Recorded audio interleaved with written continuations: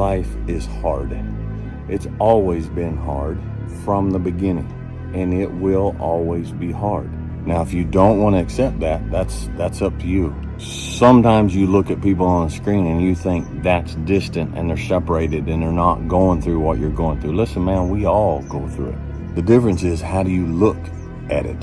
How do you approach it? How do you deal with it? How do you admit it and see it for what it is? And then what do you do about it? You cry about it, you mope about it, you drink about it, you sleep around about it, you get mad and get in fights about it. Dude, that's a part of life. You think you're the only man on this planet that's sad? Say, Dwayne, I'm going through depression. Well, welcome to the world. Welcome to the rest of us. Through a series of mistakes and human error and poor judgment and Murphy's Law and just plain bad luck, it wasn't between us and the enemy. It was between us and us. It meant that somebody had to pay. It meant that somebody had to be held accountable. And I realized that there was only one person to blame for the confusion, only one person to blame, and I knew exactly who that person was. And that person was me. And I am responsible for everything that happens. Everything. And I will tell you something, it hurt. It hurt my ego. It hurt my pride to take the blame. But I also knew that to maintain my integrity as a leader and as a man, I had to take responsibility. And in order to do that, I had to control my ego so that my ego did not control me. If you and I want an extraordinary life, we got to turn fear into power. We got to break through our fear and take action even if we're scared. Once you become aware of a pattern and think it's you, it's not that difficult to change. In fact, change can be enjoyable, not painful, as you'll learn. What causes you to be able to do that? Faith, the ability to have a sense of certainty that somehow you're going to get through this and get to a better place, is something that's in every one of us, but it needs to be cultivated. Courage means you're scared, but you do it anyway. Most of the limits you have on yourself, they're not real. One of the greatest gifts you can give yourself this weekend will be to let go of some of the things you believe about yourself that aren't true. What if your worst experiences actually created the greatest strengths and capabilities in you? Because that's how life really is. Our job is to find the better meaning. We don't experience life. We experience the life we focus on. And whatever you focus on, you're going to feel, even if it's not true. You don't have to suffer. Pain is part of life. Suffering's a choice. But we suffer when we make up meanings that make it worse than it is, to make ourselves feel good. Be the master of meaning, and you're the master of your life. And to be a master of meaning, you must find the empowering meaning, not the disempowering one. And the thing that people didn't understand, the reason I had that decision and choice to make, it wasn't about Inky Johnson. Every night I slept on that floor with those roaches and rats, had 3 little cousins that slept on that same floor as me. And you know what happened? When I went to college, you know what all 3 of them, I was the first one in my family to go to college. You know what all 3 of my little cousins did? Man, I don't have to sell dope. I don't have to join a gang. I don't have to end up in prison. I don't have to end up dead. All 3 of them got up off the same floor, went to college and graduated, and now they serve in the Army. That is why I went back to Crim High School. Had nothing to do with me. If every decision and choice you make is just about you, at a certain point you're gonna hit something that's a lot tougher than you, that's gonna make you quit because you don't have a driving force for why you do what you do. Mamba mentality, how I play the game, not how I played the game. It's a big difference. Right. But it's understanding that the discipline and the same attention and focus that I had to the game, I just carry over into what I'm doing now. Right? It's the same focus, same principles. Right? So that's why it's important in how I play, because those disciplines and those skill sets transition into the next phase. Nothing is permanent.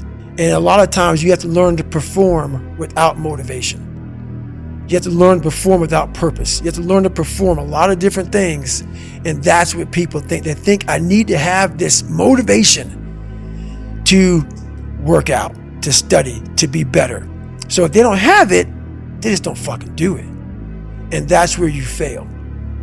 You have to learn to train your mind well beyond motivation. If you have motivation, that's great. That's some kindling to the fire. All it takes is a little bit of fucking spark, you can burn a whole forest up. But motivation, you have to learn to exist without it.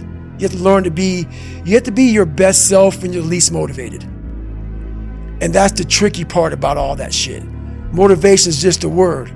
You have to have these different things in your mind on where you want to go and know that motivation is not going to get me there.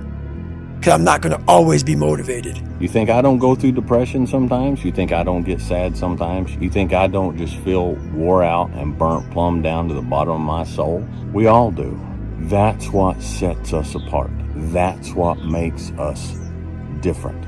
That's what makes us men. We're not men because we face the battle and we get immediately victory every time a battle comes up. We're men because we face the battle and we stay in the battle when we feel like we're losing and we feel like we're getting beat up, but we stay in there and we keep fighting and we plant our feet and we say, until death do I part, this is me and I will fight this battle, regardless of what the battle is. Being tired is part of fighting. Go find one MMA fighter, one boxer, one combatant of any kind who's never tired, who never gets tired, who doesn't get so exhausted in the ring that he's just moving on guts alone. That's all he's got left is his guts. All they have left is the will to get back up again. And they don't know how they're going to pick their fist up. They don't know how they're going to move their feet. They don't know how they're going to take another swing. They don't know if they're going to be able to get up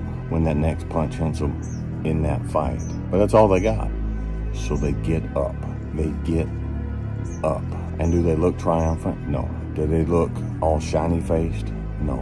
They look like hell. They feel like hell. But they fight like hell. We all do.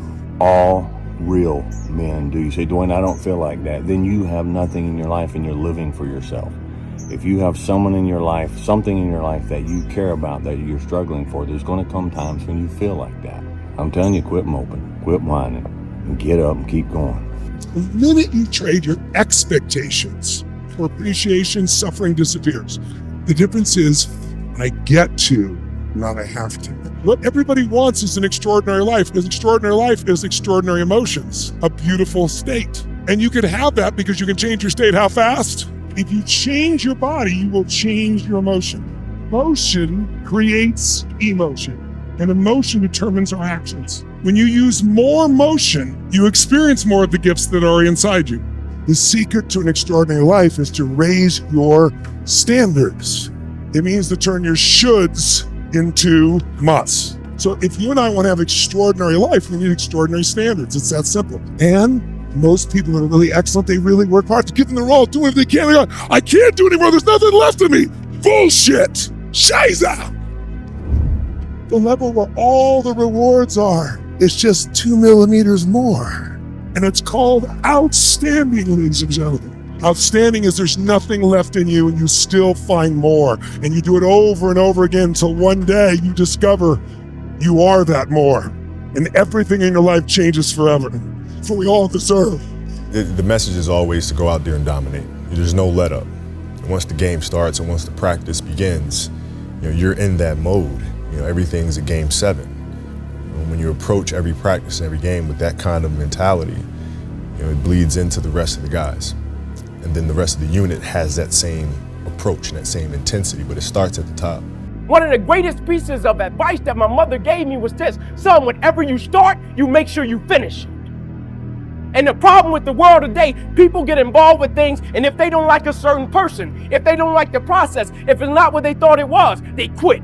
And what they don't understand about quitting becomes a habit that doesn't just affect you. Later on in life, when you get a wife and you get some kids or you get a family, it's gonna come back to haunt you, and it will one day affect them. That is why I tell you the process is more important than the product. It's not even about the outcome for me. It's about, can you take pride in what you do as an individual, and every night when you look in the mirror, knowing that you gave everything you had to it. And we have to get to the point where we're willing to impose our will on certain things. Impose your will on it. My life totally changed. And they gave me an opportunity to stop. And most people, when you give them an opportunity to stop while they're chasing something, they take advantage of it because they feel as if, man, why did this have to happen to me? I felt as if, why not me? This is the perfect opportunity to use this to be a blessing to somebody else. And you know what? It's not even about me, to be truthful. It's not even about me. Now it's about repaying the people that invested in me and saw something in me when I couldn't see it in myself. At a certain point in life, it can't just be about you. And the moment that we understand that, and every day we wake up, we understand that life is a blessing and life is a gift. And if you were to check out today, how would you want to be remembered? It's bigger than you. It's about learning to work from the inside out in life and not from the outside in. When you work from the inside out in life, you understand your why, you understand your how, and you understand your what. It feels good to talk about that shit, man. It actually makes you feel good, makes you feel proud, all that shit. But guess what happens? That alarm clock goes off at 4 a.m. to train. I don't want to be a SEAL today, or I don't want to be whatever today. I'll start tomorrow. And that's the usual pattern of people's lives. That's why I talk about clearing out the mind. Until you really want to do something, you're always going to be a talker. You're always going to run your fucking mouth. We are training kids and people to be soft in a world that continuously gets harder. But what is necessary is you have to build a person that can withstand the pressures of whatever they're going to be dealing with in life. You better have a part about you that's tough, a part about you that can break down situations and get better, and break down situations very quickly within some trauma in your life, some devastation in your life, because it's going to come. And you can't allow that to become a Jersey barrier. It can't be a Jersey barrier. It has to be something that you can maneuver through very quickly and move forward. That takes a lot of toughness. I'm pretty sure that you've messed up. Now, the reason I'm pretty sure that you've messed up is because you're a human. Now, you have either messed up or one day you're going to mess up. You might have cheated on somebody. You might have messed up at work. You might have done something very bad. It's eating you up and it's about to destroy you. So you messed up. Now what? What do you do now? Where do you go from here? What is there a tomorrow? Yes. If you've messed up, the very first step, the very first thing that you've got to do is you've got to stop. Whatever it is you did, don't do it no more. It's such a thing these days for somebody to do something wrong and say, I'm sorry, and go back and do it again, and say, I'm sorry, and go back and do it again. There's a big difference between not wanting to do something and not wanting to get caught doing something. So for you to get past this and get through this, what it is, first thing you have to do is you got to stop doing it. You have to quit. I don't care how you feel. Feelings and morality are not the same thing. We're not Clintons. We do not deal in situational ethics. We stop doing what is wrong because it's wrong. We don't stop doing it because we stop feeling a certain way about doing it. And you want it, and you want to do it, but you get to the place where you're sick and tired of hurting those around you.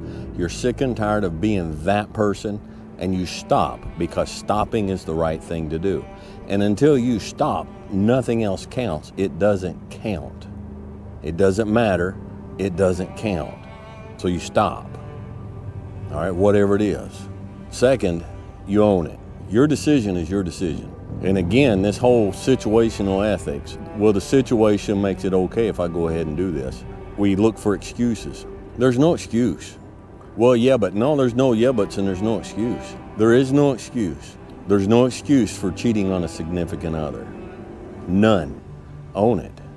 As long as you say, well, yeah, I did it, but I did it because of this. Man up. I did it. It was me. Doesn't matter what they did. Doesn't matter how I was feeling. Doesn't matter how bad my day at work was. Doesn't matter who was texting me. Doesn't matter who was calling me. Does not matter who's in the White House. If you did wrong, you did it. Own it. You'll not get past it until you own it. You cannot get over it. You cannot get victory over it. You cannot get past it unless it's yours. And it's not yours unless you own it. So, no excuses, no blame, except for yourself. You did it. Second, admit it to others. You admit it to yourself, you own it, go and confess it and apologize. It doesn't just have to be cheating. It doesn't have to be infidelity. It could be anything. Now, you might lose your job. All right, you may walk out of that office without a job, but you'll walk out of there with a backbone and some self-respect. It'll be easier for next time for you to stand up, man up, and admit it. I did it, and I'm sorry. I wish I had not done it, but I cannot deny I did do it. And I apologize, And whatever my punishment is for it, I'll take it. I will deal with the consequences of my action. The Mamba mentality simply means trying to be the best version of yourself. That's what the mentality means. It means every day you're trying to become better. I mean, the passion came from the love for the game. I loved everything about it. And so the passion comes from that, because once you have that love, you just want to be a part of this thing all the time. Yeah, when I need that escape, it's there for me, right? When I need a friend, it's there for me. When I need to vent, and dunking, the Mamba comes out. It's there, So the game is absolutely everything. If your job is to try to be the best basketball player you can be, right? To do that, you have to practice, you have to train, right? You want to train as much as you can, as often as you can. So if you get up at 10 in the morning, train at 11, right? 12, say 12, train at 12, train for 2 hours, 12 to 2. You have to let your body recover. So you eat, recover, whatever. You get back out, you train, start training again at 6. Train from 6 to 8, right? And now you go home, you shower, you eat dinner, you go to bed, you wake up, you do it again, right? Those are 2 sessions.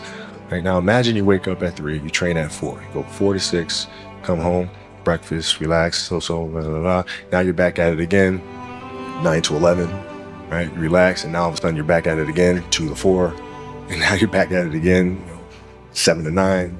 Look how much more training I have done by simply starting at 4, right? And so now you do that, and as the years go on, the separation that you have with your competitors and your peers just grows larger and larger and larger and larger and larger. And by year 5 or 6, doesn't matter what kind of work they do in the summer, they're never going to catch up. Unchosen suffering is going to happen. So the only thing that you can do is have some chosen suffering to prepare for it. It's the only thing you can do. That's the only thing you can practice for the unchosen suffering, is have chosen suffering. Do something that sucks every day. Because why sit back in the back and think about, let me watch you go first. You can watch me go first. People need to have purpose to get up. They need purpose to perform. You need to get to a point in your life where there's nothing on the docket. There's no 5K. There's no, I'm going to get into school to be this or that, and still perform to the highest level. Because what people don't get is one day that thing's going to come up. And if you're not constantly performing without purpose, you're not going to be ready when the time comes. But what's funny about it all is that we need these things to perform. But we don't take a second to realize the purpose is always there. The purpose never leaves us, because the very purpose is you. You are always the purpose. There may be another purpose, like being a SEAL or going to college or whatever, but the main purpose in life is you. So if you wake up in the morning and you don't want to do something, you don't care enough about yourself. Unlike a team where no one takes ownership of the problems and therefore the problems never get solved, with us, everyone took ownership of their mistakes. Everyone took ownership of the problems. And when a team takes ownership of its problems, the problems get solved. And that is true on the battlefield, it is true in business, and it is true in life. So I say, take ownership. Take extreme ownership. Don't make excuses. Don't blame any other person or any other thing. Get control of your ego. Don't hide your delicate pride from the truth. Take ownership of everything in your world, the good and the bad. Take ownership of your mistakes. Take ownership of your shortfalls. Take ownership of your problems, and then take ownership of the solutions that will get those problems solved. Take ownership of your mission. Take ownership of your job, of your team, of your future, and take ownership of your life. Lead yourself and your team and the people in your life. Lead them all to victory. Make it right. But listen to me, if you don't make it right, the cost that you're going to pay is going to be much, much worse. To the degradation of your soul and the complete wiping out of your manhood and your self-respect, your dignity. confess it, apologize for it, and make it right, whatever it takes. But you've got to forgive yourself. The past is the past. And you've got to leave the past in the past. And until you can walk away from the past, you cannot have a future. You cannot live in the past and the future at the same time. The you that is you yesterday is not the you that is you today, unless it is. But when it is not, when you have faced that man in the mirror, and you have dealt with the yesterdays, and you have dealt with everything, and you have held the funeral, and you have buried the past, and you have buried the you that was that man in the past, that is no longer you. Today's a new day. Today's a new you. And so do not destroy yourself over a man that no longer exists. You got to move on. So my question to you all is, what's your appetite for winning? Because if you have an appetite for winning, your hunger will drive you every day. I was willing to give my life for this game. I gave my life for this game. And I'm still here, and I don't regret it one bit. Because whether you make it to the NFL or not may be inconsequential in God's plan for your life. But if you have what it takes to be that player, you're going to be okay in life because of the work that you put in. Because the attitude, the motivation, the inspiration, the drive that you put into the game, the heart, is going to carry you over into every aspect of your life. You see, my spirit, my mindset, it never changed. It never changed when I could no longer use my right arm and I had to go through life with my left hand and I had to go back to school and learn how to write all over with my left hand. My spirit, my attitude never changed. And so I didn't worry. I know who I am as a man. I know the spirit I possess as a man. I know I don't quit. I'm a fighter, man. I'm a warrior, man. And I said, man, listen, I said, do you love this thing or do you like it? Because when you love it, you approach it totally different. Your mindset is totally different. Your sacrifice is totally different. Your dedication is totally different. Your commitment to the game is totally different. The bell will ring on this particular fight that you're in, whatever it may be. The bell will ring and that fight will be over.